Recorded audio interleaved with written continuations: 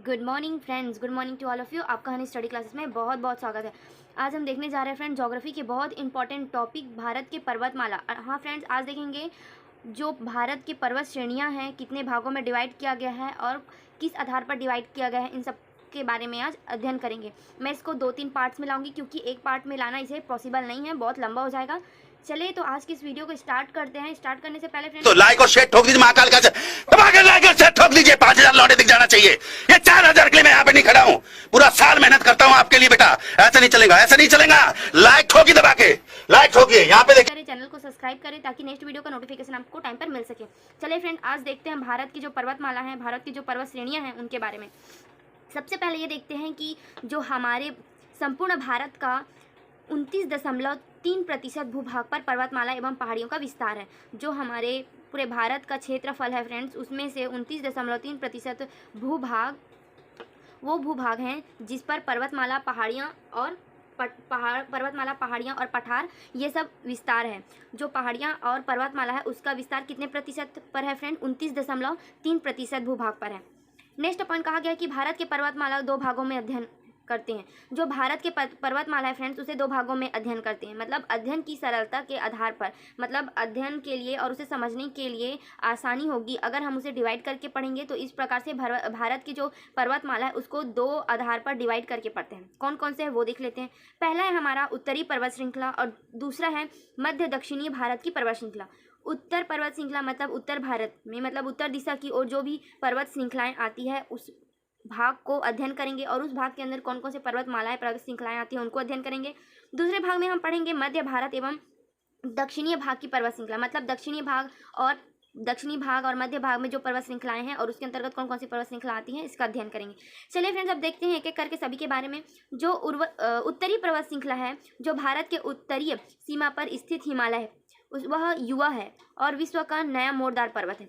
जो उत्तरीय पर्वत श्रृंखला है फ्रेंड्स, वो नवीनतम है, अर्थात उसका निर्माण अभी अभी मतलब कुछ वर्षों पहले ही हुआ है। अन्य पर्वतों की अपेक्षा जो उत्तर के पर्वत श्रृंखला है, मतलब मध्य और दक्षिण पर्वत श्रृंखला की अपेक्षा जो उत्तर की पर्वत श्रृंखला है वह हिमालय नवीनतम और युवा पर्वत श्रृंखला है। नवीनतम अर्थात नया है, उसका निर्माण अन्य पर्वत श्रृंखला के बाद हुआ है और वह युवा पर्वत श्रृंखला है। नेक्स्ट पॉइंट है हिमालय पर्वत श्रेणी को युवा और नदियों के आधार पर जो हिमालय पर्वत श्रेणी है उसे नदियों और आयु के आधार पर बांटा गया है। जो हमारी हिमालय की पर्वत श्रेणी है फ्रेंड्स, उसे अध्ययन के दृष्टिकोण से 2 भागों में, कौन कौन से भागों में बांटा गया है? एक तो आयु के आधार पर उत्तर पर्वतमाला का वर्गीकरण किया गया है और नदियों के आधार पर, जहाँ एक नदी दूसरी नदी के बीच का जो अंतराल है उस आधार पर, और आयु के आधार पर, मतलब कौन सा नवीन है और कौन सा प्राचीन, इसके आधार पर पर्वत श्रृंखलाओं को विभाजित किया गया है ताकि समझने में आसानी हो सके। सबसे पहले देखेंगे फ्रेंड्स हम आयु के आधार पर। आयु के आधार पर मतलब कौन से पर्वत का निर्माण पहले हुआ है, किसका बाद में हुआ है, इस आधार पर वर्गीकरण किया गया है। चलिए सबसे पहले देखते हैं आयु के आधार पर। आयु के आधार पर फ्रेंड हमारे जो पर्वत श्रृंखला है उसको 3 भागों में बांटा गया है। पहला तो है वृहद हिमालय, जिसे महान हिमालय के नाम से भी जाना जाता है। पहला वृहद हिमालय, जिसे महान हिमालय के नाम से भी जानते हैं। दूसरा है लघु हिमालय, जिसे मध्य हिमालय भी कहते हैं। तीसरा और अंतिम है जो सबसे नवीनतम है वह है शिवालिक हिमालय। इस प्रकार से आयु के आधार पर 3 भागों में बांटा गया है। फिर से देख लेते हैं कौन कौन से हैं। वृहद हिमालय, लघु हिमालय, शिवालिक हिमालय। तो इसे याद करने की कोशिश करते हैं फ्रेंड। जो वृहद है वो बहुत बड़ा है, बहुत पुराना है, इसलिए वह महान हुआ, तो वह महान हिमालय के नाम से याद कर सकते हैं। जो मध्य भाग में स्थित है, मतलब वृहद हिमालय और शिवालिक हिमालय के जो बीच का भाग है मध्य हिमालय, वो मध्य हिमालय कहलाता है, जिसे लघु हिमालय कहते हैं। तीसरा है सबसे नवीनतम, जहाँ पे हमारी कैलाश पर्वत श्रेणी है, वह शिवालय कहलाता है, तो वह कौन सा हिमालय हो जाएगा? शिवालिक हिमालय। अब चलिए एक एक करके सभी का डीपली अध्ययन करते हैं। तो सबसे पहले देखेंगे फ्रेंड्स हम वृहद हिमालय। वृहद हिमालय होता क्या है उसके बारे में देखते हैं। वृहद हिमालय, इसकी औसत ऊंचाई 6100 मीटर होती है। जो वृहद हिमालय है फ्रेंड्स, उसकी ऊंचाई कितनी है?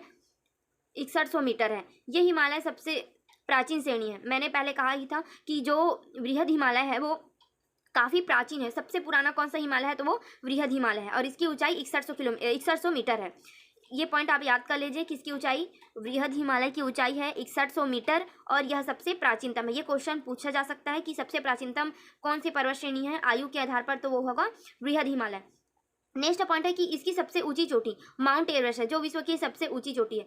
जो माउंट एवरेस्ट है फ्रेंड्स, वो सबसे ऊंची चोटी है।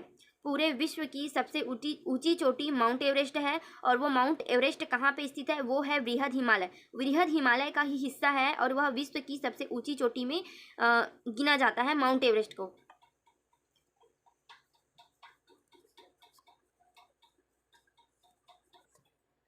नेक्स्ट पॉइंट कहा गया है कि विश्व की सबसे ऊंची चोटी माउंट एवरेस्ट, इसकी यह किसका हिस्सा है? यह बृहद हिमालय का हिस्सा है, जो प्राचीनतम हिमालय है, सबसे प्राचीनतम हिमालय है, जिसकी ऊंचाई कितनी है फ्रेंड्स? 8,848 मीटर है। इसकी ऊंचाई कितनी है? 8,848 मीटर। ये नेपाल में स्थित है और इसे नेपाल में क्या कहा जाता है? सागर माथा के नाम से जाना जाता है। ये क्वेश्चन बहुत सारे एग्जाम में पूछा गया है। आप एसएससी का कोई भी पेपर उठा के देख लीजिए, उसमें ये क्वेश्चन आपको ज़रूर देखने को मिलेंगे कि जो माउंट एवरेस्ट है उसे नेपाल में किस नाम से जाना जाता है। तो ये पॉइंट आप नोट कर लीजिए कि नेपाल में माउंट एवरेस्ट को सागर माथा के नाम से जाना जाता है। ये बहुत ज़्यादा इंपॉर्टेंट है। इसका निर्माण आज से 25 से 40 मिलियन वर्ष पूरा पहले हुआ है। आप कल्पना भी नहीं कर सकते कि 25 से 40 वर्ष मिलियन बहुत होता है। इस वर्ष के अंतर्गत इसका निर्माण हुआ है। किसका? बृहद हिमालय का। बृहद हिमालय का निर्माण आज से 25 से 40 मिलियन वर्ष हुआ है। नेक्स्ट है हमारा शिवालिक हिमालय। शिवालिक हिमालय, ये हिमालय सबसे बृहद पर्वत श्रृंखला है। सबसे पहला आता है बृहद हिमालय और सबसे नीचे में आता है शिवालिक हिमालय। ये हिमालय सबसे बृहद पर्वत श्रृंखला है और ये हिमालय दक्षिण में स्थित है, दक्षिण हिमालय में स्थित है। ये हिमालय दक्षिण मतलब उत्तर में बृहद हिमालय, दक्षिण की ओर कौन सा हिमालय आ जाएगा? शिवालिक हिमालय आ जाएगा। और यह हिमालय सबसे नवीनतम श्रेणी का हिमालय है। हमने पढ़ा कि बृहद हिमालय सबसे प्राचीन हिमालय है। अगर आप इसे एक दूसरे से कनेक्ट करके पढ़ेंगे तो आपको इजीली याद हो जाएगा। जैसे कि बृहद हिमालय, तो बृहद हिमालय सबसे प्राचीनतम हिमालय है और हमारा शिवालिक हिमालय सबसे नवीनतम हिमालय है। इसका निर्माण आज से 2 से 5 मिलियन वर्ष पहले ही हुआ है, इसलिए इसे नवीनतम हिमालय कहते हैं। जो हमारा बृहद हिमालय फ्रेंड्स, उसका निर्माण कब हुआ था? 25 से 40 मिलियन वर्ष पूर्व हुआ था, इसलिए वह प्राचीन हिमालय है। और 2 से 4 मिलियन वर्ष पहले हमारा शिवालिक निर्माण हुआ है, तो यह हमारा नवीनतम हिमालय है। नेक्स्ट है हमारा लघु हिमालय। लघु हिमालय बृहद हिमालय और शिवालिक हिमालय के बीच के जो हिमालय का भाग है वह लघु हिमालय कहलाता है। जो शिवालिक और बृहद हिमालय का बीच का हिमालय का भाग है वह शिवालिक हिमालय कहलाता है। शिवालिक हिमालय के बीच स्थित पर्वत श्रृंखलाएं कौन कौन से हैं वो देख लेते हैं। हमने थ्योरी के आधार पर समझ लिया, अब देखते हैं इसे मैप के आधार पर। मैप के आधार पर देखेंगे फ्रेंड्स, तो यहाँ पे हरे रंग में जो बना हुआ ऊपरी भाग है यह कहलाता है महान हिमालय या बृहद हिमालय। ये ऊपर भाग क्या कहलाता है फ्रेंड? महान हिमालय या बृहद हिमालय। और जो ये वाला भाग जो लाल रंग से अंकित किया गया है, ये वाला हिस्सा कहलाता है मध्य हिमालय। और जो निचले भाग है, जो सबसे नीचे का भाग है, वो कहलाता है शिवालिक। तो इस प्रकार से जो ऊपर हरे वाला लाइन दिख रहा है आपको, ये कहलाएगा महान हिमालय या बृहद हिमालय। जो बीच वाला भाग है जो लाल रंग से अंकित है वो कहलाएगा मध्य हिमालय। और जो सबसे नवीनतम हिमालय जो सबसे नीचे वाला भाग है वो कहलाएगा शिवालिक हिमालय। इस प्रकार से आयु के आधार पर 3 कैटेगरी में हिमालय को रखा गया है। अब देखेंगे फ्रेंड्स हिमालय का विभाजन नदियों के आधार पर हिमालय का विभाजन किया गया है। चलिए देखते हैं उसको भी।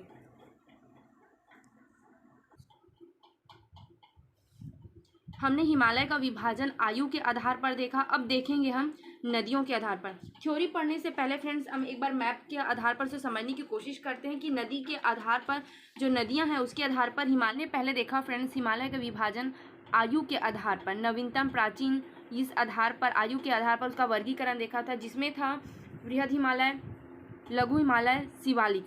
अब देखेंगे फ्रेंड्स हम नदी के आधार पर हिमालय का वर्गीकरण, नदी के आधार पर किस प्रकार से हिमालय का वर्गीकरण किया गया है इसको देखते हैं। तो ये देखेंगे कि हिमालय को नदी के आधार पर कौन कौन से भागों में बांटा गया है, तो देख लेते हैं। ये वाला भाग कहलाएगा पंजाब हिमालय, दूसरा आएगा हमारा कुमायूं हिमालय, तीसरा आएगा जो नेपाल वाला क्षेत्र नेपाल हिमालय, और ये असम वाला क्षेत्र कहलाएगा असम हिमालय। कितने भागों में बांटा गया है इसे? नदियों के आधार पर 4 भागों में। कौन कौन से हैं? पंजाब हिमालय, कुमायूं हिमालय, नेपाल हिमालय, असम हिमालय।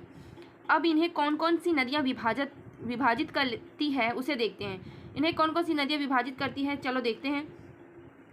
जो पंजाब हिमालय के ऊपर से होकर बहती है वो नदी कहलाती है सिंधु नदी। पंजाब हिमालय से होकर बहती है वो नदी कौन सी नदी कहलाती है, सिंधु नदी। सिंधु नदी का जो बीच का भाग है वो क्या कहलाता है फ्रेंड्स, वो कहलाता है पंजाब हिमालय। अब उसके नीचे वाला भाग कहलाता है, पंजाब हिमालय के नीचे वाला भाग कुमायूं हिमालय। लेकिन पंजाब हिमालय और कुमायूं हिमालय को कौन सी नदी विभाजित करती है, तो सतलज नदी।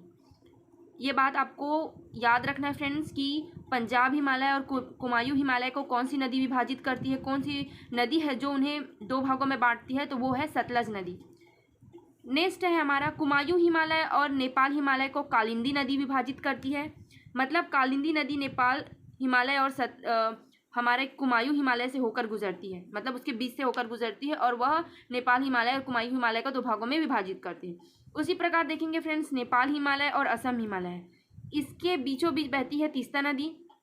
तीस्ता नदी नेपाल हिमालय और असम हिमालय को विभाजित करती है। और सबसे लास्ट की ओर देखेंगे तो यहाँ पे आता है हमारा ब्रह्मपुत्र नदी। ब्रह्मपुत्र नदी बहते हुए आती है और वो बंगाल की खाड़ी में जाकर गिर जाती है। तो इस प्रकार से हमारे नदियों का विभाजन, हमारे जो नदी है उसके आधार पर हिमालय की श्रेणियों का विभाजन किया गया है। तो ये क्वेश्चन बहुत ज़्यादा इम्पोर्टेंट है, आप इसे याद कर लीजिए कि दो सिंधु और सतलज के बीच का हिमालय कौन सा हिमालय कहलाता है, तो पंजाब हिमालय। सतलज और कालिंदी नदी का बीच का हिमालय कुमायूं हिमालय कहलाता है। तीस्ता नदी और कालिंदी नदी के बीच का हिमालय कहलाता है वो नेपाल हिमालय कहलाता है। तीस्ता और ब्रह्मपुत्र के बीच का हिमालय असम हिमालय कहलाता है। चलिए अब इसके बारे में एक एक करके विस्तार से अध्ययन करते हैं। हमने देखा फ्रेंड्स हिमालय का मैप के आधार पर, अब एक एक करके इसके बारे में पढ़ेंगे। सबसे पहले हम अध्ययन करेंगे पंजाब हिमालय के बारे में। पंजाब हिमालय सतलज और सिंधु नदी के बीच स्थित हिमालय को पंजाब हिमालय कहते हैं। जो सतलज नदी और सिंधु नदी के बीच में जो स्थित है वो हिमालय कौन सा हिमालय कहलाता है, वो हिमालय पंजाब हिमालय कहलाता है। काश्मीर हिमालय नाम से भी जाना जाता है। जो सिंधु नदी और सतलज नदी का जो बीच का स्थान है वह कौन सा हिमालय कहलाता है, पंजाब हिमालय, और इसे काश्मीर हिमालय के नाम से भी जाना जाता है। ये क्वेश्चन पूछ सकता है कि पंजाब हिमालय का अन्य नाम क्या है, तो वो है काश्मीर हिमालय। पंजाब हिमालय की चौड़ाई अन्य सभी हिमालय क्षेत्र से सबसे अधिक है। जो पंजाब हिमालय फ्रेंड्स उसकी चौड़ाई अन्य हिमालय का जो भाग हैं जो नदी के आधार पर विभाजित किया गया है उसमें सबसे ज़्यादा चौड़ाई किसकी है, तो वो है पंजाब हिमालय की।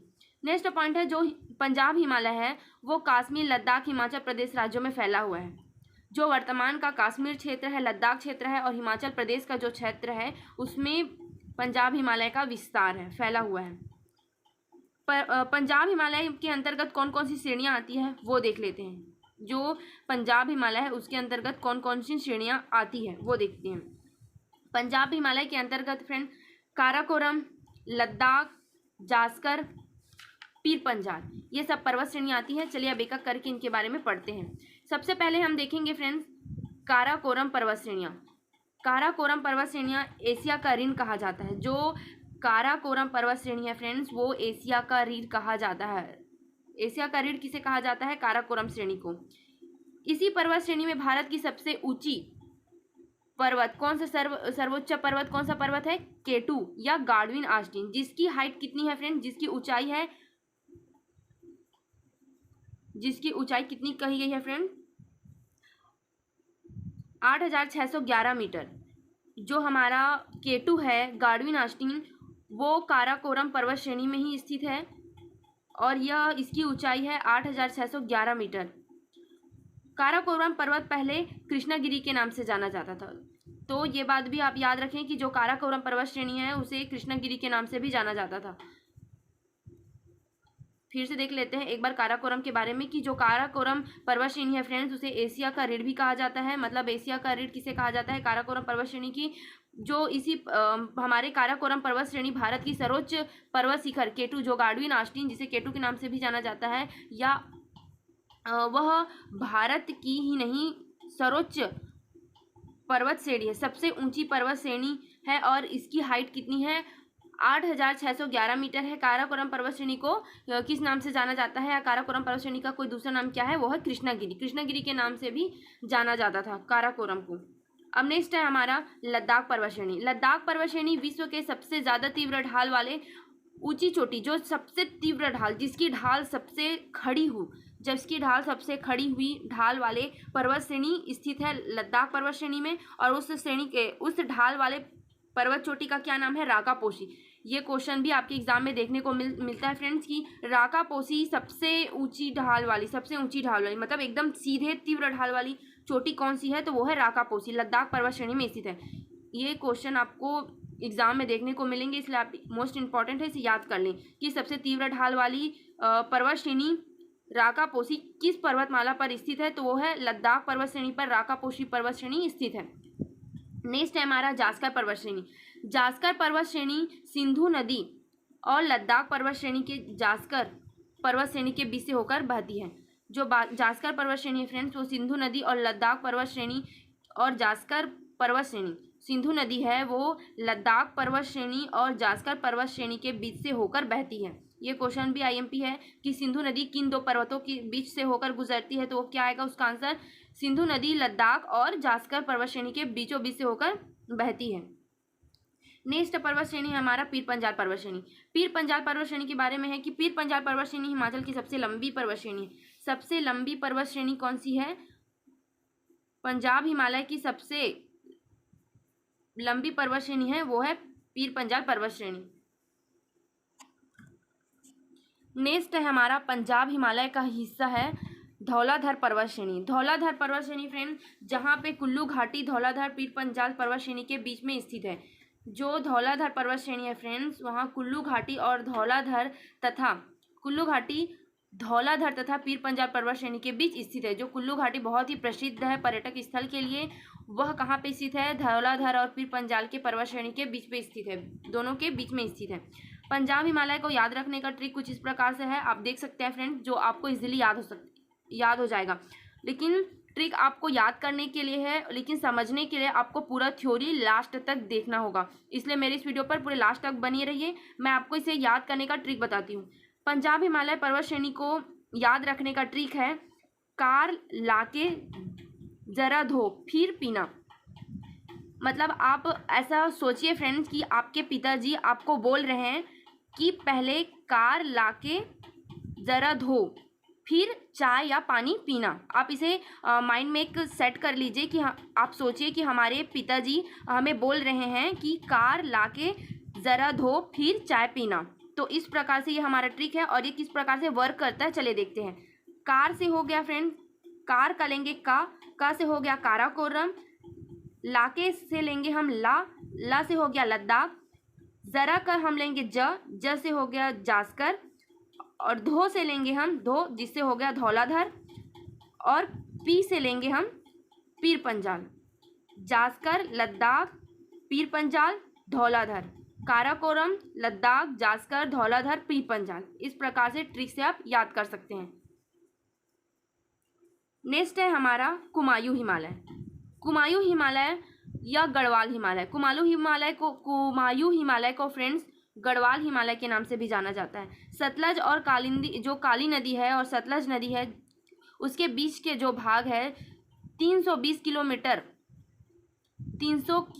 किलोमीटर लंबा हिमालय श्रेणी है, उसे कुमायूं हिमालय कहते हैं। कुमायूं हिमालय की इन दो नदियों के बीच का भूभाग है वो है सतलज नदी और काली नदी। काली नदी और सतलज नदी के बीच जो 320 किलोमीटर का लंबा हिमालय श्रेणी है वह कुमायूं हिमालय कहलाता है।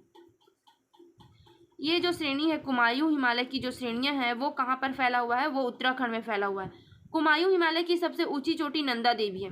ये भी क्वेश्चन मोस्ट आईएमपी है कि जो कुमायूं हिमालय है उसकी सबसे ऊंची चोटी, सिर्फ कुमायूं हिमालय की सबसे ऊंची चोटी कौन सी चोटी है? वो नंदा देवी। नंदा देवी कुमायूं हिमालय की सबसे ऊंची चोटी है, जिसकी ऊंचाई कितनी है फ्रेंड्स? 7,817 मीटर। जो बद्रीनाथ, केदारनाथ, गंगोत्री, यमुनोत्री इसी हिमालय श्रेणी पर, इसी हिमालय का हिस्सा है। जो बद्रीनाथ है फ्रेंड, जो तीर्थ स्थल है, केदारनाथ का मंदिर, केदारनाथ का स्थल, गंगोत्री और यमुनोत्री स्थल है, जहाँ से यमुना और गंगा यमुना नदी का उद्गम होता है, गंगोत्री और यमुनोत्री से, वह किसका हिस्सा है? वो भी कुमायूं हिमालय का हिस्सा है।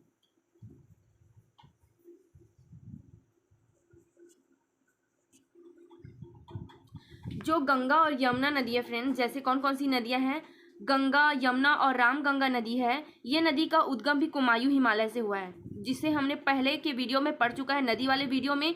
अगर आपने नदी वाला वीडियो नहीं देखा है तो आप प्लेलिस्ट पे जाके नदी का वीडियो देख लें, ताकि आगे के जो भी नदी और उससे रिलेटेड बातें हैं आपको अच्छे से समझ आ सकें। जो गंगा और यमुना और रामगंगा नदी का उद्गम है वो कुमायूं हिमालय से हुआ है, और जो यमुनोत्री गंगोत्री है, जो गंगा नदी और यमुना नदी का उद्गम स्थल है, इस सब का हिस्सा कौन से हिस्से के अंतर्गत आता है? कुमायूं हिमालय के अंतर्गत आता है। नेक्स्ट है हमारा जो पंजाब हिमालय का हिस्सा है, उसमें नेपाल हिमालय। नेपाल हिमालय काली नदी और तीस्ता नदी के बीच का जो 800 किलोमीटर हिमालय क्षेत्र है, वह नेपाल हिमालय के नाम से जाना जाता है। जो काली नदी और तीस्ता नदी है फ्रेंड्स, उसके जो बीच का हिस्सा है जो 800 किलोमीटर तक फैला हुआ है, वह नेपाल हिमालय के नाम से जाना जाता है। नेपाल हिमालय को कौन दो नदियों के बीच स्थित है? तो काली नदी और तीस्ता नदी है। काली और तीस्ता नदी के बीच कौन सा हिमालय है? तो वो नेपाल हिमालय है। और कितने किलोमीटर तक फैला हुआ है? तो 800 किलोमीटर तक फैला हुआ है। नेक्स्ट पॉइंट है, ये कुमायूं हिमालय की अपेक्षा अधिक है। जो हमारा नेपाल हिमालय फ्रेंड्स, वो कुमायूं हिमालय की अपेक्षा अधिक ऊंचे स्थान पर है, इसलिए वह अन्य कुमायूं हिमालय की अपेक्षा नेपाल हिमालय अधिक ऊंचा है। इस हिमालय में सर्वाधिक ऊंची चोटी माउंट एवरेस्ट, सबसे ऊंची चोटी कौन सी चोटी है फ्रेंड? माउंट एवरेस्ट है। और इस हिमालय की सर्वोच्च ऊंची चोटी माउंट एवरेस्ट स्थित है। जो नेपाल हिमालय है उसमें जो माउंट एवरेस्ट की सबसे ऊंची चोटी है वह स्थित है। माउंट एवरेस्ट किसका हिस्सा है? तो वो नेपाल हिमालय का हिस्सा है। नेपाल हिमालय में कौन सी चोटी स्थित है? तो माउंट एवरेस्ट। माउंट एवरेस्ट की ऊंचाई कितनी है? 8,848 मीटर। आप इसे याद कर लें, 8,848 मीटर माउंट एवरेस्ट की ऊंचाई है।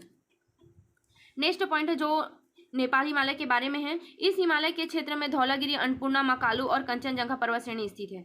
जो नेपाल हिमालय फ्रेंड्स, उसका कौन कौन से हिस्से हैं? तो धौलागिरी पर्वत श्रेणी है, अन्नपूर्णा पर्वत श्रेणी है, मकालू, कंचनजंगा, अन्य पर्वत चोटी स्थित है।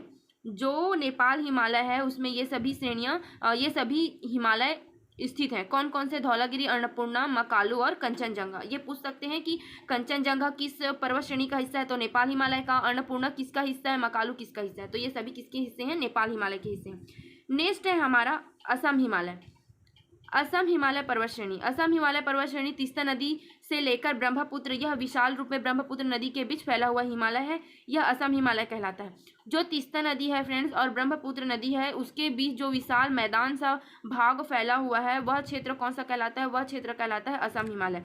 ये हिमालय कौन से राज्य में फैला हुआ है? वर्तमान के ये हिमालय सिक्किम, अरुणाचल प्रदेश, असम राज्यों में। सिक्किम हिमालय, जो असम हिमालय है फ्रेंड्स, वो सिक्किम राज्य, अरुणाचल प्रदेश, असम राज्य में फैला हुआ है। हिमालय से निकलने वाली नदियाँ सतत वाहिनी होती है। सतत वाहिनी मतलब फ्रेंड जो हमेशा बहती रहती है, उसे सतत वाहिनी नदी कहते हैं। नदियाँ होती है और ये हमेशा बहती रहती है। इस नदी का स्रोत ग्लेशियर होता है। ग्लेशियर हमेशा पिघलते रहता है और पिघलने के बाद वह छोटी छोटी बूंद आगे जाकर बड़ी धारा का रूप ले लेती है, और यह नदी सालों साल तक बहती रहती है। यह सूखती नहीं है, इसलिए इसे सतत नदी कहते हैं। और यह हिमालय कौन से हिमालय के अंतर्गत आता है? हम असम हिमालय के अंतर्गत आते हैं। मतलब हिमालय के जितने भी श्रेणियां हैं, वहाँ से बहने वाली या वहाँ से निकलने वाली नदी, जैसे कि यमुनोत्री है, गंगोत्री है, गंगा नदी, यमुना नदी, सिंधु नदी, ये नदियाँ हमेशा बहती है, क्योंकि ये ग्लेशियर के पिघलने से निर्मित या उनके पिघलने से बनी हुई नदियां होती है, और यह नदियां कभी सूखती नहीं है। देखिए, एक तो बेसिक ट्रिक है, एक तो लाइक और शेयर ठोक दीजिए, महाकाल का दबा के लाइक और शेयर ठोक दीजिए, 5,000 लौटे दिख जाना चाहिए। ये 4,000 के लिए मैं यहाँ पे नहीं खड़ा हूँ, पूरा साल मेहनत करता हूँ आपके लिए बेटा। ऐसा नहीं चलेगा, लाइक ठोकी दबा के। लाइक को स्टार्ट करते हैं। कल हमने हिमालय के जो विभाजन है वो किन किन आधार पर विभाजन किया था, जैसे आयु के आधार पर विभाजन हम पढ़ चुके हैं, और हमने पढ़ा नदी के आधार पर हिमालय का विभाजन। उसमें शिवालिक हिमालय के जो मोस्ट इम्पॉर्टेंट पॉइंट्स थे वो रह गए थे, जिसको आज के वीडियो में कवर करते हैं। तो चलिए देखते हैं कि शिवालिक हिमालय हिमालय की सबसे दक्षिण पर्वत श्रृंखला है। जो शिवालिक हिमालय फ्रेंड्स वो हिमालय की सबसे दक्षिणतम पर्वत श्रृंखला है। इसमें काराकोरम लद्दाख पर्वत श्रृंखला वाला हिस्सा ट्रांस हिमालय के नाम से जाना जाता है। जो शिवालिक हिमालय है उसमें काराकोरम लद्दाख जास्कर पर्वत श्रृंखला है, जो हमने कल के वीडियो में कवर किया था, वो किसका हिस्सा है, कौन से हिमालय का हिस्सा है, वो ट्रांस हिमालय के हिस्सा के नाम से जाना जाता है। और जो लघु हिमालय है फ्रेंड्स उसमें पीर पंजाल धौलाधर पर्वत श्रृंखला लघु हिमालय में स्थित है। जो पीर पंजाल और धौलाधर पर्वत श्रृंखला है वो किसमें आता है, वो किसके अंतर्गत आता है, वो भाग आता है धौलाधर और पीर पंजाल लघु हिमालय में आता है। ये हो गया शिवालिक हिमालय, जो कल के वीडियो में रह गया था उसे आज के वीडियो में हमने कवर किया। अब मोस्ट इम्पॉर्टेंट जो ध्यान रखने योग्य बात है कि हिमालय जो पर्वत श्रेणी है वो काफ़ी उसकी लंबाई चौड़ाई फैली हुई है। तो कौन कौन से क्षेत्र में उसका विस्तार है ये देख लेते हैं। तो देखेंगे फ्रेंड्स कि जो हमारा हिमालय है वो कौन कौन से राज्य में फैला हुआ है। तो वो है जम्मू कश्मीर, लद्दाख, सिक्किम एवं अरुणाचल प्रदेश, असम, मेघालय, मणिपुर, नागालैंड। ये आपके एग्ज़ाम में पूछ सकते हैं कि इनमें से कौन सा राज्य में हिमालय का विस्तार नहीं है या इनमें से कौन से राज्य में हिमालय का विस्तार है। तो कौन कौन से राज्य हैं वो जम्मू कश्मीर, लद्दाख, सिक्किम, अरुणाचल प्रदेश, असम, मेघालय, मणिपुर और नागालैंड राज्य।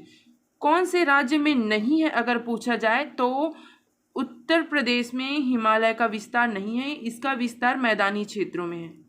ठीक है फ्रेंड्स, आप इसे याद रखें। अब देखते हैं हिमालय की प्रमुख चोटियाँ।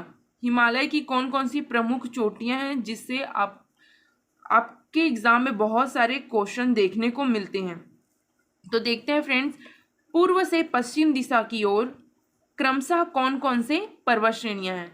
तो देखेंगे नामचा बरवा पर्वत श्रेणी, कंचनजंगा पर्वत श्रेणी, मकालू पर्वत श्रेणी, माउंट एवरेस्ट पर्वत श्रेणी, अन्नपूर्णा और धौलागिरी। एक बार फिर से देखते हैं, पूर्व से पश्चिम की ओर क्रमशः कौन कौन से पर्वत हैं, नामचा बरवा, कंचनजंगा, मकालू, माउंट एवरेस्ट, अन्नपूर्णा और धौलागिरी। ये पूर्व दिशा से पश्चिम दिशा की ओर विस्तार के क्रम में है। चलिए फ्रेंड्स, मैं इसे याद रखने के लिए बहुत ही आसान तरीका ट्रिक के माध्यम से इसे आपको याद करवाती हूँ। ट्रिक को देखने से पहले फ्रेंड्स आप इसे मैप में देख लीजिए कि कौन सा पर्वत कहाँ है और किस दिशा की ओर इसका क्रम है। ये हमारी पूर्व दिशा है और ये पश्चिम दिशा की ओर इसका क्रम कैसे है। सबसे पहले देखेंगे आप पूर्व दिशा के अंतिम छोर में नामचा बरवा अरुणाचल प्रदेश में है, सिक्किम में देखेंगे कंचनजंगा, फिर आता है मकालू, माउंट एवरेस्ट, अन्नपूर्णा, धौलागिरी। इस प्रकार से इसका विस्तार पूर्व से पश्चिम दिशा की ओर है। इस प्रकार मैप में हमने देख लिया। अब इसे याद करने का ट्रिक देखते हैं। हिमालय के पूर्व से पश्चिम पर्वतों को याद करने के इजी ट्रिक कैसे। आप एक कहानी अपने माइंड में सोचिए फ्रेंड्स कि एक लड़की है जिसका नाम कंचन है। उसने एमए तक की पढ़ाई की है और वो इतना एमए तक पढ़ाई करने के बाद भी, एमए कंप्लीट करने के बाद भी वो काम करती है, रेस्टोरेंट में काम करती है। क्या काम करती है? चावल धोने का। चावल को शुद्ध हिंदी में अन्न कहा जाता है। अन्न धो रही है या अन्न धोने का काम करती है। तो आप इस प्रकार कल्पना कीजिए, अपने माइंड में सोचिए कि एक लड़की है जिसका नाम क्या है उसका? कंचन। पढ़ाई कहाँ तक की है? एमए तक और अन्न धोने का काम करती है। चलिए अब इसे हम अपने याद करने के ट्रिक में अप्लाई करते हैं। चलिए देखते हैं फ्रेंड। नाम से हो गया नामचा बरवा पर्वत। नाम से क्या हो गया फ्रेंड? नामचा बरवा पर्वत। क्या नाम था? कंचन। तो कंचन से हो गया कंचनजंगा। पढ़ाई कहाँ तक की थी फ्रेंड्स? एमए तक। तो एमए का हम एम लेंगे। एम से हो गया मकालू और ए से हो गया एवरेस्ट।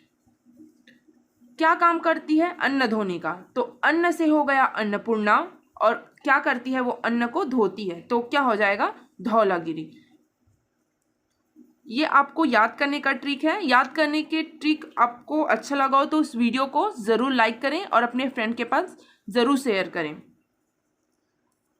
इसके वीडियो को पूरा देखें ताकि आपको ट्रिक हेल्प करता है आपको याद करने में, लेकिन समझने में थ्योरी मदद करती है। अब आते हैं फ्रेंड्स, नेक्स्ट पर्वत श्रृंखला है जो पश्चिम पूर्व दिशा में जो सेवन सिस्टर है वहाँ पर इसका फैलाव है। कौन कौन से है वो देख लेते हैं। सेवन सिस्टर आपको पता ही फ्रेंड्स, कौन कौन से राज्य को सेवन सिस्टर कहते हैं। जो पूर्वीय क्षेत्र के जो राज्य हैं उसे सेवन सिस्टर कहा जाता है। जो पूर्व क्षेत्र के जो राज्य हैं उसे सेवन सिस्टर के नाम से जाना जाता है। तो कौन से हैं उनमें उनका विस्तार कौन सा पर्वत है, वो पर्वत कहलाता है पटकाई पर्वत श्रृंखलाएं। जो पूर्व की ओर विस्तार है उसे पटकाई पर्वत श्रृंखला कहते हैं। पटकाई पर्वत श्रृंखला कहा जाता है फ्रेंड्स। ये सेवन सिस्टर में इसका विस्तार है। और ये पर्वत श्रृंखला जो म्यांमार का है, म्यांमार कहाँ है फ्रेंड्स, भारत और म्यांमार में अंतर्राष्ट्रीय सीमा पटकाई पर्वत श्रृंखला निर्माण करती है। अंतर्राष्ट्रीय सीमा कौन बनाती है, यही पटकाई पर्वत श्रृंखलाएं भारत और म्यांमार के बीच अंतर्राष्ट्रीय सीमा स्थापित करती है। चलिए देखते हैं पटकाई पर्वत श्रृंखला के बारे में। पटकाई पर्वत श्रृंखला फ्रेंड्स पूर्व में भारत और म्यांमार की अंतर्राष्ट्रीय सीमा स्थापित करती है। पूर्व में जो मैंने पहले बताया है आपको, पूर्व और भारत के बीच की जो सीमा है वहाँ पे म्यांमार की अंतर्राष्ट्रीय सीमा स्थापित करती है। जो ये पटकाई पर्वत श्रृंखला है फ्रेंड्स, इसकी ऊंचाई हिमालय से काफ़ी कम है। इसका विस्तार कहाँ कहाँ है फ्रेंड्स, जो पटकाई पर्वत श्रृंखला है उसका विस्तार है असम, नागालैंड, मणिपुर और मेघालय में इसकी विस्तार है और इसका फैलाव है। कौन कौन से राज्य में पटकाई पर्वत श्रृंखला का विस्तार है, असम राज्य में, नागालैंड, मणिपुर, मेघालय में इसका विस्तार है। पटकाई पर्वत श्रृंखला के 3 भाग हैं। कौन कौन से हैं चलिए वो देख लेते हैं। पटकाई पर्वत श्रृंखला के 3 भाग में पटकाई बूम, गारो खासी जयंतियाँ और लुसाई पहाड़ियाँ। पटकाई बूम, गारो खासी जयंतियाँ, लुसाई पहाड़ियाँ, ये किसका हिस्सा है, ये पटकाई पर्वत श्रेणी या पटकाई पर्वत श्रृंखला का हिस्सा है। चलिए अब इसे एक एक करके अध्ययन करते हैं। सबसे पहले इसे मैप के द्वारा समझने की कोशिश करते हैं फ्रेंड। जो पटकाई पर्वत श्रृंखला है वो कहाँ है, वो म्यांमार है और म्यांमार और भारत के बीच अंतर्राष्ट्रीय सीमा बनाती है। इस वाले क्षेत्र में आप देख सकते हैं, इस वाले क्षेत्र में इसका फैलाव है। तो देखेंगे आप ये वाला भाग, सेवन सिस्टर वाले भाग में गारो खासी जयंतियाँ हैं। ये वाला गारो खासी जयंतियों के ऊपर पटकाई बूम है और सबसे नीचे में लुसाई पहाड़ियाँ हैं। ये हो गया मैप के आधार पर। अब इसे थ्योरी के आधार पर समझते हैं। जो गारो खासी जयंतियाँ फ्रेंड्स वो कहाँ पर स्थित है, उसका फैलाव मेघालय राज्य में, गारो खासी जयंती मेघालय राज्य में स्थित है। जो नागा पहाड़ियाँ हैं पूर्व में नागालैंड में स्थित है और यह भारत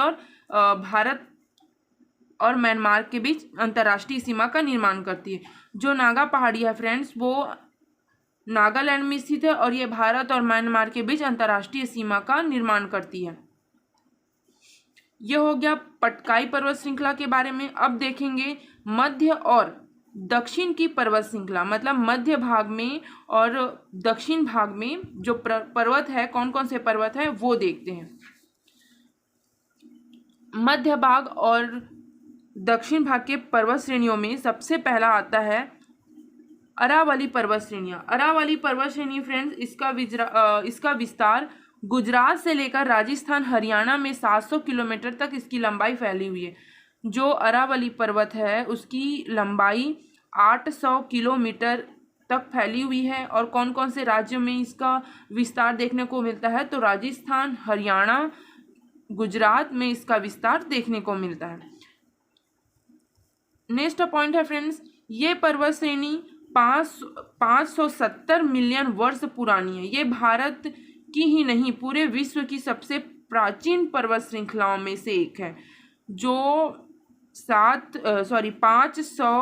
570 मिलियन वर्ष, काफ़ी लंबा समय है फ्रेंड्स। और भारत का सबसे पुराना, केवल भारत का ही नहीं अपितु पूरे विश्व का, अगर पूछा जाए भारत का सबसे पुराना तो कौन सा आएगा? अरावली पर्वत।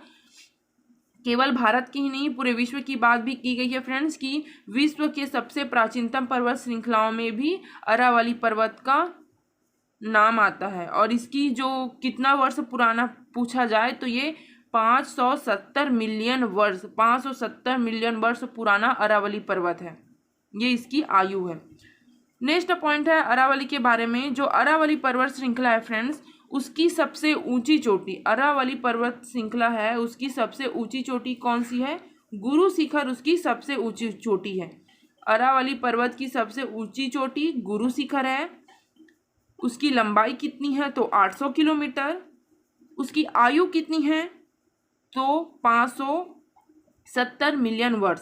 और ये विश्व के सबसे पुराने पर्वतों में से एक है और भारत का तो सबसे प्राचीनतम पर्वत श्रेणी है ही। अरावली पर्वत श्रेणी की सबसे ऊंची चोटी फ्रेंड्स वो है गुरु शिखर, जिसकी ऊंचाई कितनी है? 1722 मीटर है। और वो उसका स्थान कौन से स्थान में उसका फैलाव है? राजस्थान में स्थित है। 1722 मीटर उसकी ऊंचाई है, किसकी? गुरु शिखर की।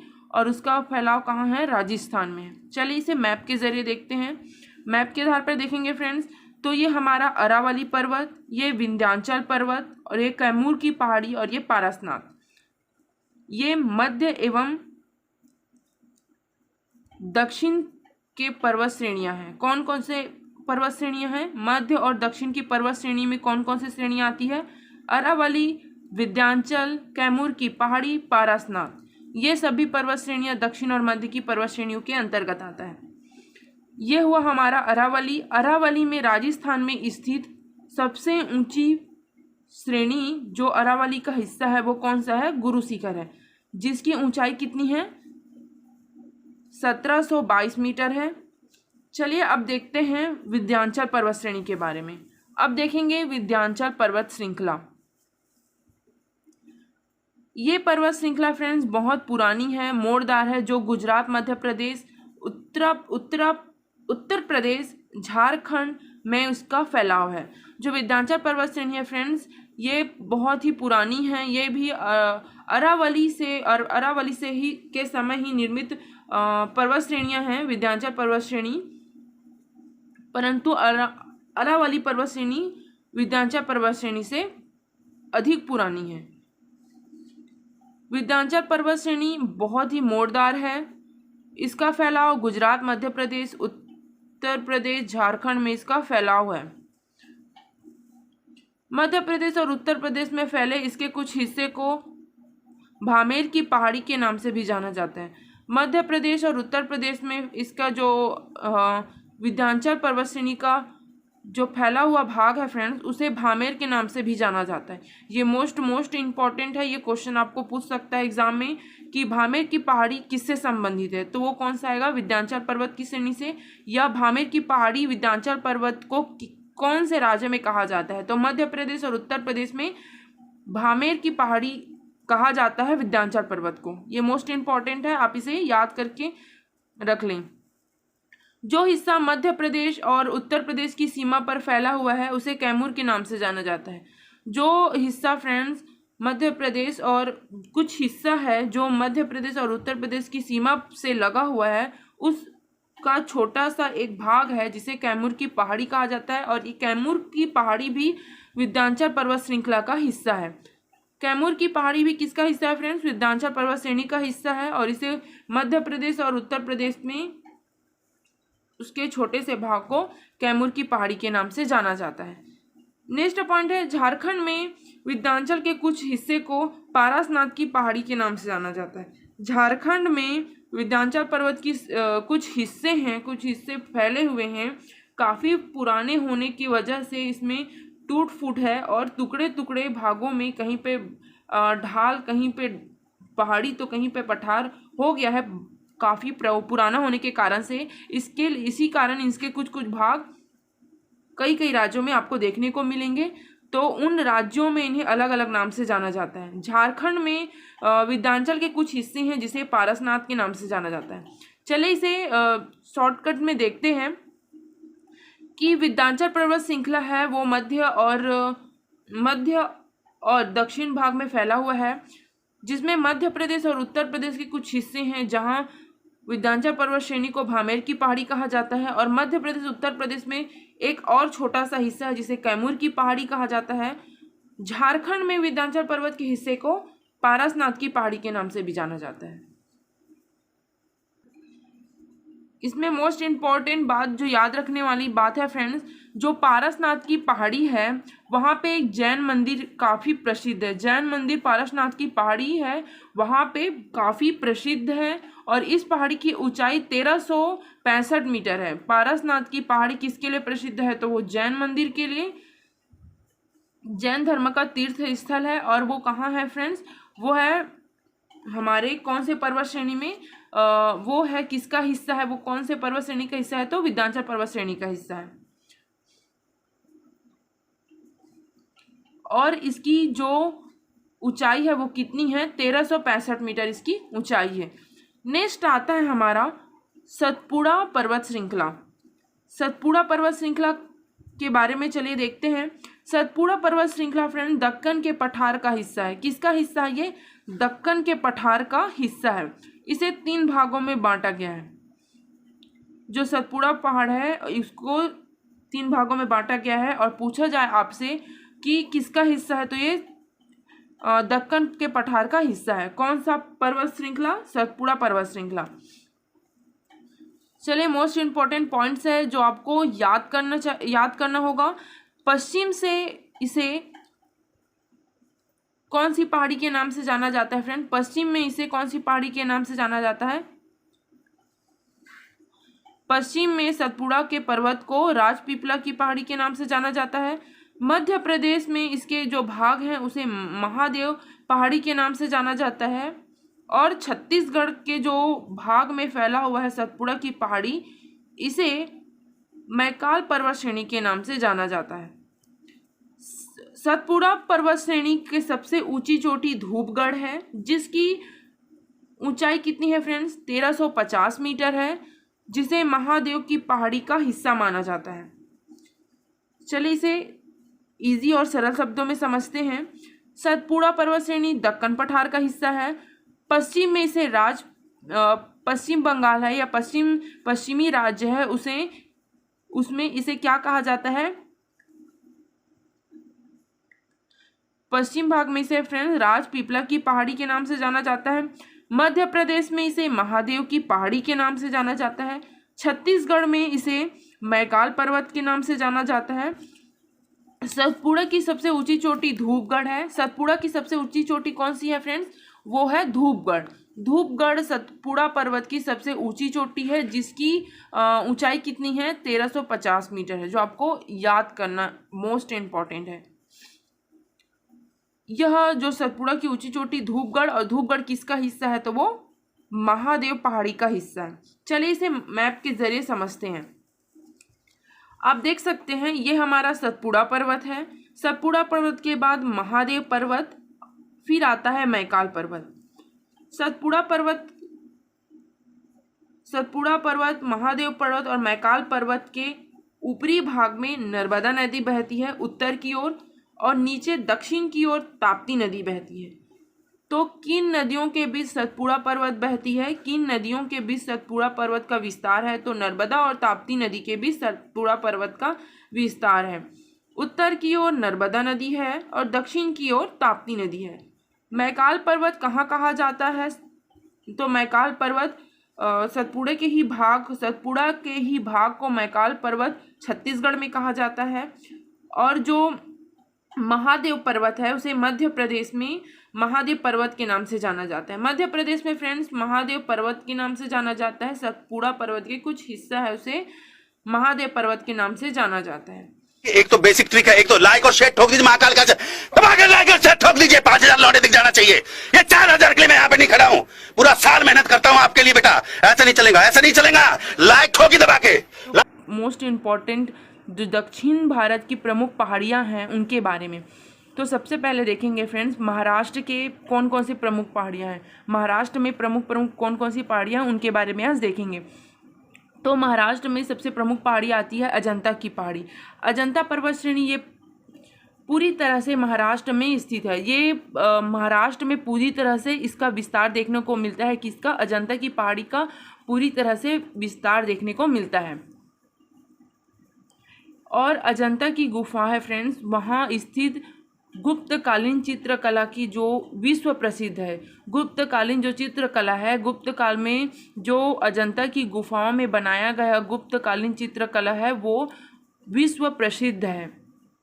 जब हम हिस्ट्री का पार्ट स्टार्ट करेंगे, हिस्ट्री के बारे में पढ़ेंगे, तब ये सब आपको देखने को मिलेंगी। तो आप इसे अच्छे से याद कर लें, ये क्वेश्चन मोस्ट इम्पॉर्टेंट है। ये ज्योग्राफी में भी और हिस्ट्री दोनों में पूछा जाता है। तो अजंता की गुफा है वो क्यों फेमस है, गुप्तकालीन चित्रकला के लिए फेमस है। केवल भारत में नहीं अपितु पूरे विश्व में यह प्रसिद्ध है। नेक्स्ट पॉइंट है कि जो अजंता की पहाड़ी है, साथ साथ महाराष्ट्र में इसका विस्तार है। उसके साथ साथ ही फ्रेंड सतलज पहाड़ी और हरिश्चंद्र पहाड़ी जो है वो कहाँ विस्तार है उसका, महाराष्ट्र में भी देखने को मिलता है। उसका पूरा विस्तार कहाँ पे देखने को मिलता है, महाराष्ट्र में देखने को मिलता है। कौन कौन सी पहाड़ी का, सतलज पहाड़ी और हरिश्चंद्र पहाड़ी। नेक्स्ट आते हैं फ्रेंड्स हमारे पर्वत श्रेणी में, तो कौन सा है, बालाघाट पर्वत श्रृंखला। ये पर्वत श्रृंखला महाराष्ट्र कर्नाटक तक इसका फैलाव है। महाराष्ट्र राज्य में और कर्नाटक में इसका फैलाव देखने को मिलता है। किसका, बालाघाट पर्वत श्रृंखला का। ये पर्वत श्रृंखला गोदावरी नदी और भीमा नदी के बीच जल विभाजन का काम करती है। कौन सी नदी जल विभाजन का काम करती है फ्रेंड्स, बालाघाट पर्वत श्रृंखला गोदावरी नदी और भीमा नदी, ये दोनों नदी के बीच जल विभाजन का कार्य कौन करती है, बालाघाट पर्वत श्रृंखला करती है। ये क्वेश्चन मोस्ट इम्पॉर्टेंट है, बहुत सारे एग्जाम में देखने को मिला है। प्रीवियस ईयर क्वेश्चन अगर उठा के देख लो तो आपको ये क्वेश्चन जरूर देखने को मिलेगा कि बालाघाट पर जो पर्वत श्रृंखला है वो किन दो नदियों के बीच जल विभाजन का कार्य करती है। तो कौन कौन सी नदी है वो, गोदावरी नदी और भीमा नदी। या ऐसा भी पूछ सकता है फ्रेंड इसको घुमाकर कि गोदावरी नदी और भीमा नदी के बीच कौन सी पर्वत श्रृंखला है जो जल विभाजन करती है, तो बालाघाट। और बालाघाट पर्वत श्रृंखला किन नदियों के बीच जल विभाजन का कार्य करती है, तो गोदावरी नदी और भीमा नदी के बीच। ऐसे आपको पूछ सकते हैं। तो आपको ये थ्योरी अगर अच्छे से क्लियर है तो आप वो क्वेश्चन इजीली बना सकते हैं। नेक्स्ट पॉइंट है फ्रेंड्स, जो पश्चिम तट पर स्थित पर्वत श्रृंखला है उसे कौन सा पर्वत कहते हैं, उसे सह्याद्री पर्वत के नाम से जाना जाता है। मतलब कहा गया फ्रेंड्स, पश्चिम घाट में जो पश्चिमी घाट में स्थित पर्वत श्रृंखलाएं हैं, जिसे हमने पढ़ लिया है, पश्चिमी घाट की पर्वत श्रृंखलाएं, उसके तट पर स्थित पर्वत श्रृंखला को सह्याद्री पर्वत कहते हैं। अगर आपको पश्चिमी घाट ना देकर सह्याद्री पर्वत दे दिया जाए तो आप समझ लेना कि ये पश्चिम घाट के पर्वत के बारे में कहा जा रहा है या उसके बारे में पूछा जा रहा है। हमें कभी कभी क्वेश्चन का आंसर तो पता रहता है लेकिन वाक्यों में, शब्दों में अंतर होने की वजह से हम उसे समझ नहीं पाते। इसलिए आप थ्योरी को अच्छे से समझ लें कि सह्याद्री पर्वत और पश्चिमी घाट के पर्वत श्रृंखलाएं एक ही को कहा जाता है। और पूर्वी घाट जो पूर्व में स्थित है उस पर्वत को क्या कहते हैं फ्रेंड्स, उसे कहते हैं पूर्वी घाट की पर्वत श्रृंखला। अब देखते हैं फ्रेंड्स कि जो उत्तर से दक्षिण की ओर, उत्तर मतलब उत्तर भारत से दक्षिण भारत की ओर कौन कौन से पर्वत श्रृंखलाएं हैं, उनकी कौन कौन सी पर्वत श्रृंखलाएं उन्हें देखते हैं। तो देखेंगे फ्रेंड्स, उत्तर बोले तो जम्मू कश्मीर वाला इलाका उत्तरी भाग में आता है और दक्षिण बोले तो जो केरल कर्नाटक वाला भाग दक्षिणी भाग। तो उत्तर की ओर से मतलब ऊपर से अगर नीचे की ओर आए तो उत्तर से दक्षिण की ओर कौन कौन सी पहाड़ियाँ हैं वो देख लेते हैं। पहली पहाड़ी है नन्नामलाई की पहाड़ी, दूसरा है जावेदी की पहाड़ी, तीसरा है नीलगिरी पहाड़ी, चौथा है अन्नामलाई की पहाड़ी और पांचवा और लास्ट है कार्डेमम की पहाड़ी। आप फ्रेंड ये नन्नामलाई और अन्नामलाई में कंफ्यूज ना हो, ये दोनों अलग अलग पहाड़ी है। नन्नामलाई की पहाड़ी और अन्नामलाई की पहाड़ी दोनों अलग अलग है। तो इस प्रकार से हमारा उत्तर से दक्षिण की ओर की पर्वत श्रेणियाँ और पहाड़ियाँ कंप्लीट होती है। अब देखते हैं कि इसे कैसे याद रखें, इसे इजीली कैसे याद करें। हार्ड वर्क के साथ फ्रेंड, हार्ड वर्क तो ज़रूरी है, साथ में स्मार्ट वर्क भी ज़रूरी है। तो मैं आपको इसे अच्छे और इजीली तरीके से याद करने का ट्रिक बताती हूँ। चलिए देखते हैं ये ट्रिक। तो जो दक्षिण घाट के पहाड़ियाँ हैं उन्हें कैसे याद करें, चलिए देखते हैं। दक्षिण घाट के प्रमुख पहाड़ी को याद करने का ट्रिक है अनजान कार। जिसे हम नहीं जानते उसे क्या कहा जाता है, अनजान कार। ये कार है फ्रेंड,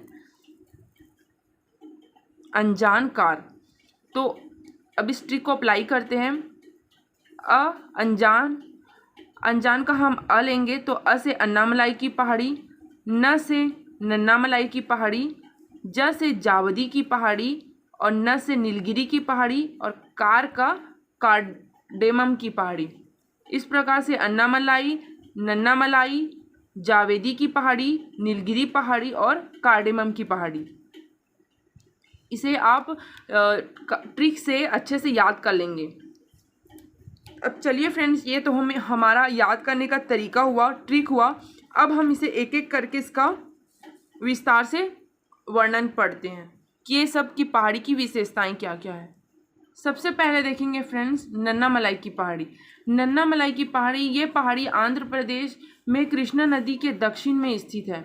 ये नन्नामलाई की पहाड़ी कहाँ है फ्रेंड्स, आंध्र प्रदेश राज्य है, वहाँ कृष्णा नदी के दक्षिण में स्थित है। कृष्णा नदी बहती है, उसके दक्षिण भाग में इसका विस्तार है, जो उत्तर से दक्षिण की ओर फैली हुई है। इसका विस्तार किस ओर है, किस दिशा की ओर, उत्तर से दक्षिण की ओर इसका फैलाव है। किन पहाड़ी का, नन्नामलाई का विस्तार कौन से राज्य में है, आंध्र प्रदेश राज्य में। और कौन सी नदी से इसका फैलाव है, तो कृष्णा नदी। उत्तर से दक्षिण दिशा की ओर इसका विस्तार देखने को मिलता है।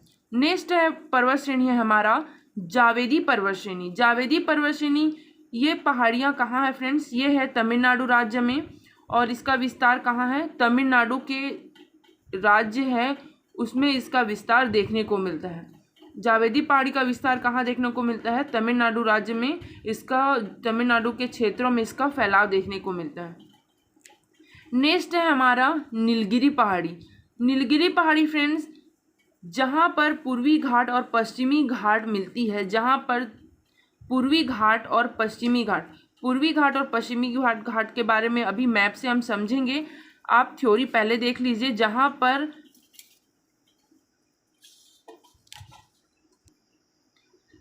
जहाँ से फ्रेंड्स पूर्वी घाट और पश्चिमी घाट मिलते हैं, वहाँ पर ये पहाड़ियाँ स्थित है। कौन सी पहाड़ी, नीलगिरी पहाड़ी। दोनों के मिलन क्षेत्र पर ही इसका विस्तार देखने को मिलता है। किसका, नीलगिरी पहाड़ी का। ये पहाड़ी केरल और तमिलनाडु कर्नाटक राज्य में इसका फैलाव है।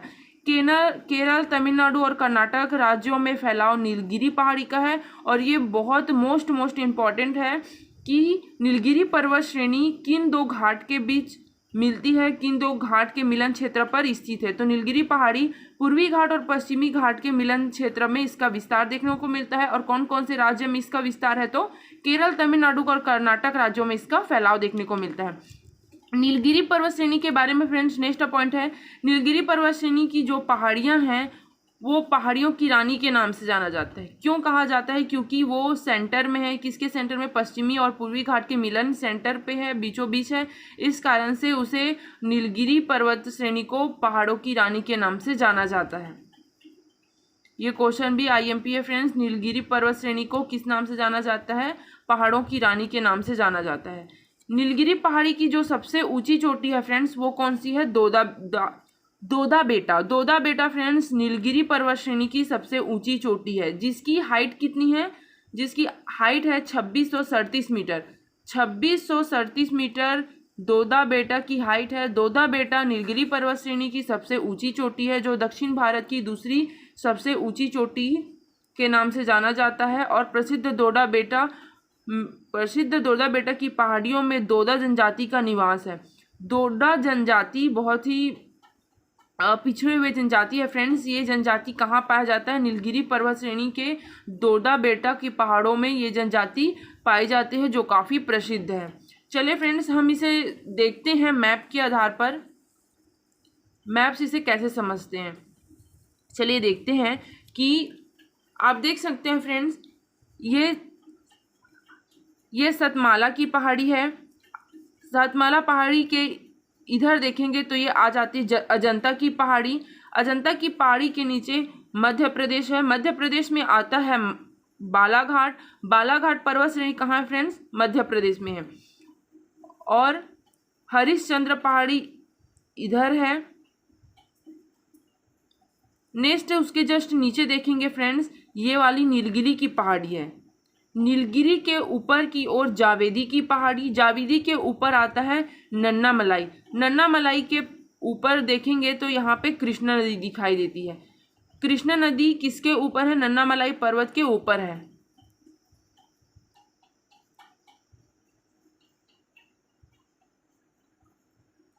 जो हमने पहले पढ़ा फ्रेंड्स, हमने पहले पढ़ा कि जो नीलगिरी पर्वत श्रेणी है, नीलगिरी पर्वत श्रेणी कहाँ पे है? पूर्वी घाट और पश्चिमी घाट का जहाँ मिलन स्थल होता है वहाँ पे कौन सा है? नीलगिरी पर्वत। और नीलगिरी पर्वत को ही पहाड़ों की रानी के नाम से जाना जाता है। और नीलगिरी पर्वत की सबसे ऊंची चोटी कौन सी है? दोदा बेटा। दोदा बेटा की हाइट है 2637 मीटर, जो दक्षिण भारत की दूसरी सबसे ऊंची चोटी। दक्षिण भारत कौन से इलाकों को कहा जाता है फ्रेंड्स? इतना भाग कौन सा कहलाता है? भारत का निचला वाला भाग दक्षिण इलाका कहा जाता है। ये वाला भाग पूर्वी घाट और ये वाला घाट पश्चिमी घाट के नाम से जाना जाता है।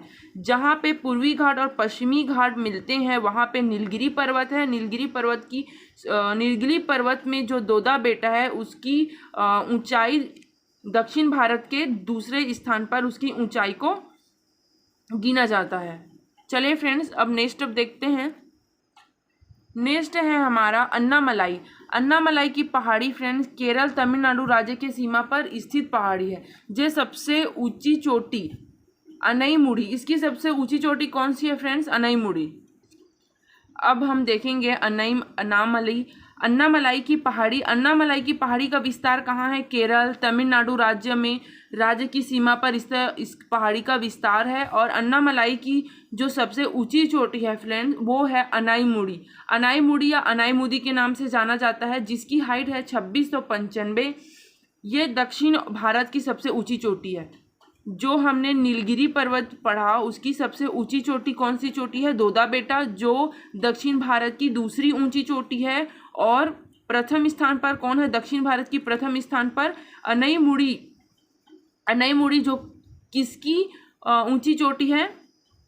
अन्नामलाई की ऊंची चोटी है, जिसकी हाइट 2695 मीटर है। ये दक्षिण भारत की सबसे ऊंची चोटी अनाईमुड़ी है।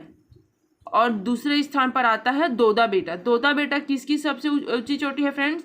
वो है अन्नामलाई की, वो है नीलगिरी पर्वत की सबसे ऊंची चोटी। नीलगिरी पर्वत की सबसे ऊंची चोटी है दोदा बेटा।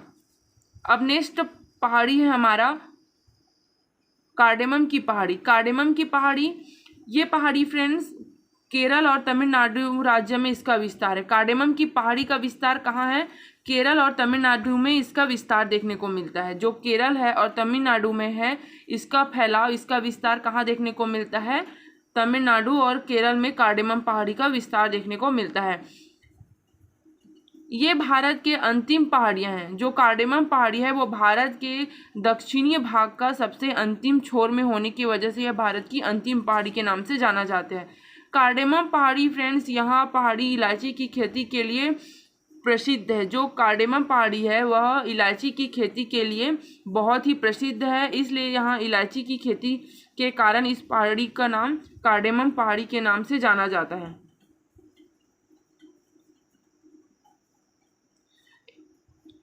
यह जो कार्डेमम पहाड़ी इलायची के लिए प्रसिद्ध है, इसलिए इसे इलायची पहाड़ी के नाम से भी जाना जाता है। कार्डेमम पहाड़ी इलायची की खेती के लिए बहुत ही प्रसिद्ध है, इस कारण से इसे इलायची की पहाड़ी के नाम से जाना जाता है। ये क्वेश्चन आपको एग्जाम में देखने को मिल सकता है फ्रेंड्स कि इलायची की पहाड़ी किसे कहा जाता है। तो इलायची की पहाड़ी कार्डेमम को कहा जाता है। क्यों कहा जाता है? क्योंकि वहाँ किसकी खेती? इलायची की खेती अधिक होती है और यह प्रसिद्ध है इलायची की खेती के लिए, इसलिए कार्डेमम पहाड़ी को इलायची की पहाड़ी के नाम से भी जाना जाता है। अब आप नोट करके ये बात लिख लीजिए, ये वाली पॉइंट। पूर्वी घाट पर्वत श्रृंखला है उसके सर्वोच्च शिखर कौन सा है? महेंद्रगिरी। जो पूर्वी घाट पर्वत श्रृंखला है फ्रेंड, पूर्वी घाट की पर्वत श्रेणी है, उसकी सबसे ऊंची कौन सी पर्वत शिखर है? महेंद्रगिरी। जबकि दक्षिण घाट की सर्वोच्च शिखर कौन सा है? अनाईमुदी। पूर्वी घाट और पश्चिमी घाट आपको मैंने बता लिया है। ये वाला घाट है वो हमारा पश्चिमी घाट, ये वाला घाट है हमारा पूर्वी घाट। पूर्वी घाट की सबसे ऊंची चोटी कहा जाए तो कौन सा आएगा? महेंद्रगिरी। और पश्चिमी घाट की सबसे ऊंची चोटी तो अनाईमुदी या अनाईमुड़ी। ये पहाड़ी बहुत ही प्रसिद्ध है। अब हम इसे मैप के जरिए देखेंगे फ्रेंड्स। जो सबसे लास्ट वाला कॉर्नर वाला पहाड़ है वो कौन सा है? हमारा कार्डेमम की पहाड़ी, जिसे इलायची के पहाड़ी के नाम से भी जाना जाता है। उसके जस्ट ऊपर जहाँ पूर्वी घाट नीलगिरी पर्वत, उसके नीचे वाला भाग कौन सा पहाड़ी है? अन्नामलाई की पहाड़ी। अन्नामलाई की सबसे ऊंची चोटी है फ्रेंड्स अनाईमुदी। अनाईमुदी उसकी सबसे ऊंची चोटी है। अनाईमुदी उसकी चोटी है सबसे ऊंची चोटी, जिसकी ऊंचाई उसका कितना है? 3695 मीटर इसकी ऊंचाई है। किसकी? अनाईमुदी की। और अनाईमुदी किस पहाड़ी का हिस्सा है? तो अन्नामलाई का। कार्डेमम पहाड़ी को इलायची पहाड़ी के नाम से भी जाना जाता है। ये भी आपको याद रखने हैं, मोस्ट इंपॉर्टेंट है ये पॉइंट्स। अब देखते हैं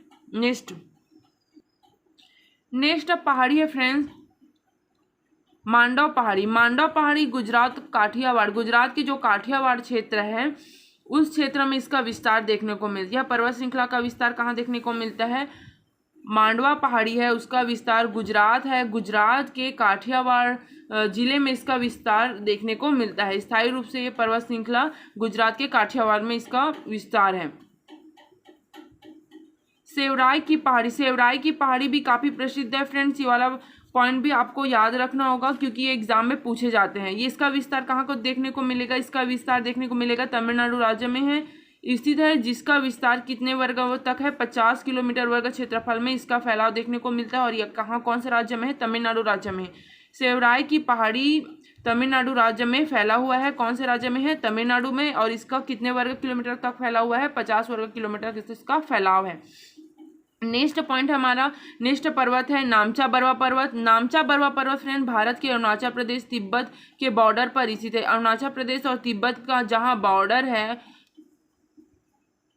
हमारा पूर्व दिशा की ओर, जो अरुणाचल और तिब्बत का बॉर्डर है फ्रेंड, चीन तिब्बत का बॉर्डर है, वह कौन सा है? नामचा बरवा पर्वत है, जो हिमालय की सबसे ऊंची चोटी है। हिमालय की सबसे ऊंची चोटी नामचा बरवा पर्वत है और यह तिब्बत और अरुणाचल प्रदेश के सीमा पर स्थित है। नेक्स्ट पॉइंट है अंडमान निकोबार की सबसे ऊंची चोटी। अब देखते हैं फ्रेंड जो कौन कौन से लक्षद्वीप हैं कौन कौन से द्वीप हैं उनके ऊंची चोटी। जो द्वीप हैं अंडमान निकोबार द्वीप समूह और लक्षद्वीप समूह, इसकी सबसे ऊंची चोटी कौन कौन सी है?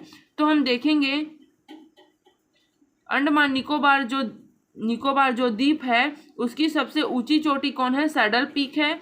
जबकि दक्षिण इधर देखेंगे नीचे की ओर तो लक्षद्वीप की सर्वोच्च पर्वत श्रेणी या सर्वोच्च पर्वत चोटी कौन सा है?